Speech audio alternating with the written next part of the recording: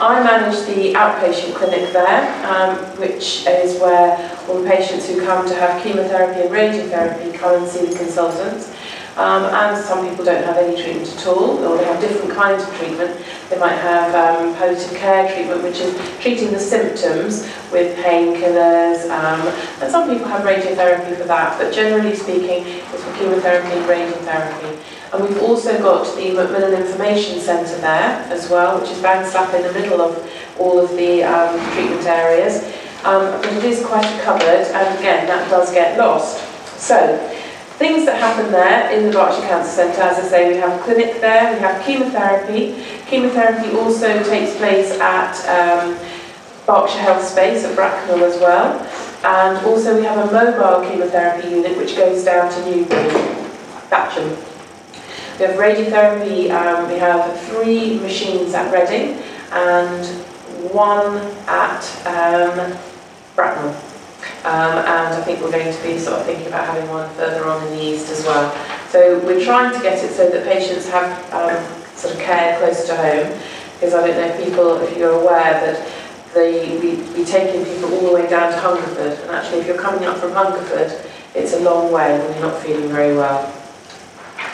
So from a Macmillan information point of view, we have information points across the trust. As I say, we have the centre, which is in the Berkshire Cancer Centre, where we have volunteers. There are 10 volunteers that work there during the week, and it's open between 10 and 2. And we try very much to sort of provide the information that's wide sort of across the whole, looking after yourself, looking at being a carer, cost of finance, cost of having cancer, because that's what, and Kate's going to talk about that a bit from a CAB point of view. But having a diagnosis of cancer actually affects not just you, the person, but the whole family. And so what we're hoping is that people having the centre there, it's easy for everybody to come in. So we do get a lot of patients and so the carers who will come in while their family member or friend is having their treatment, so their chemotherapy or the radiotherapy, and they'll come. The volunteers and myself also, there's a quiet room there, so we can actually spend time with people and actually go through and just listen to what is worrying them as well. So I put my glasses on to read this. So as I say, we have 10 volunteers and myself. We're open Monday to Friday, 10 till 2. I'm always on the hunt for new volunteers, because what I'd really like to be able to do is to have the centre open for longer. We offer support, a listening ear and a friendly face. We provide information and also signpost on to other things. People we signpost to are CAB services, and we're very lucky because we do have, I say CAB, but Kate will tell me it's not, it's CAR, because it's Systems Advice Reading now. And Kate and her colleague Sarah are actually situated in the centre, and that's a real bonus actually for so many of our patients. We have complementary therapy service now, which we can offer to patients on treatment. So we do aromatherapy, reflexology and massage, and that is having amazing, and acupuncture as well. And all those things, they've been now there for about 9 months we've been doing it, and the feedback we've had is very, very positive.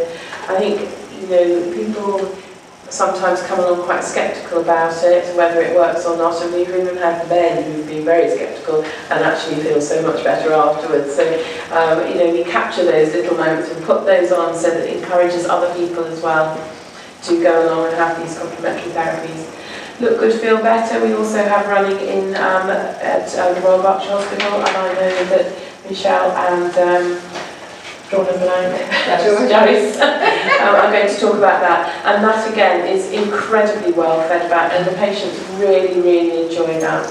We've got a hair advisory clinic there, so for a lot of people who have chemotherapy, not all chemotherapies, but quite a few of them, people will have hair thinning or even lose their hair, and that's a great worry. And as soon as they know that they're going to have that chemotherapy, then an appointment is made for them to see the hair advisory person.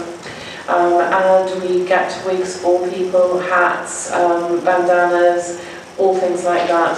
So that just adds to sort of support people. And I do notice actually that there is a place in Wokingham called the Pink Room, I think it's called, where people can go and also have wigs and their wigs cut as well, and just sort of have the sessions too. We also have a lot of support groups which are for most of the different types of cancers, not the 200 cancers, but they tend to be sort of lumped together in sort of certain areas. So I think we have about 10 support groups that cover most of the cancers. And they are run sort of either monthly or twice a month, or sort of every 2 months. And we can signpost people to those groups as well.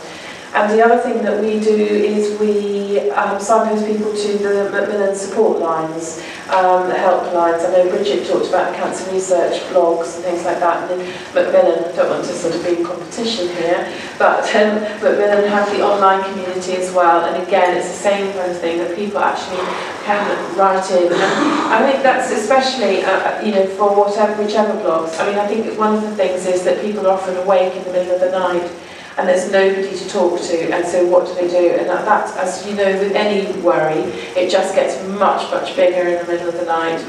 And so you do feel very much on your own, and actually just by being able to, if you've got access to a computer at that time, to just be able to sort of go online and read what other people have written, and even write something yourself, and you get a question back. And as a health professional, I used to be, before this role, I was a bowel cancer nurse specialist, and I learned so much from it for my patients, things that wouldn't occur to me that people put on, and you just think, you know, I just didn't think about things like that. So again, those are the kind of things that are so useful, and we signpost people to that as well.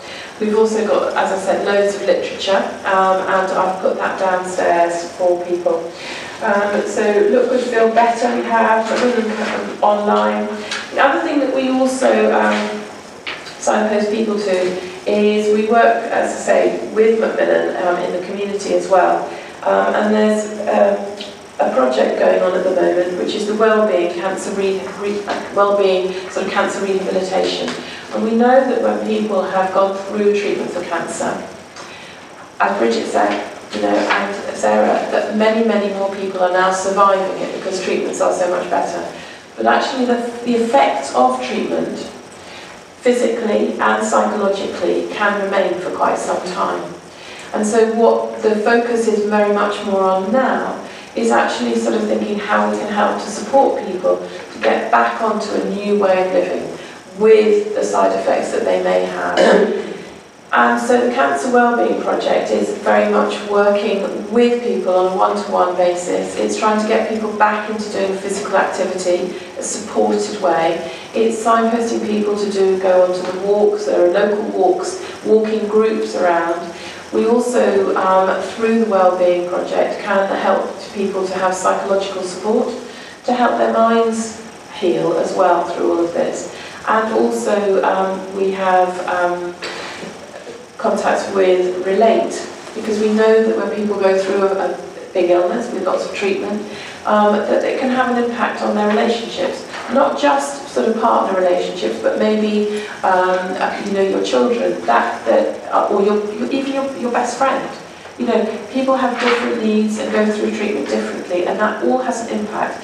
And so what we want to do is to try and offer these sort of resources to people so that actually they can then build their lives back up together again. So that's what we're looking at.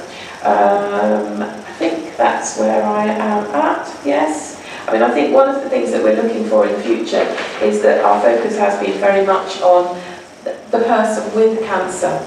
And what we're trying to do is work with the sort of carers agencies now to provide more care for the carers, especially when people coming into hospital and go through treatment. So that's another of our focuses. So any questions? Rambled on.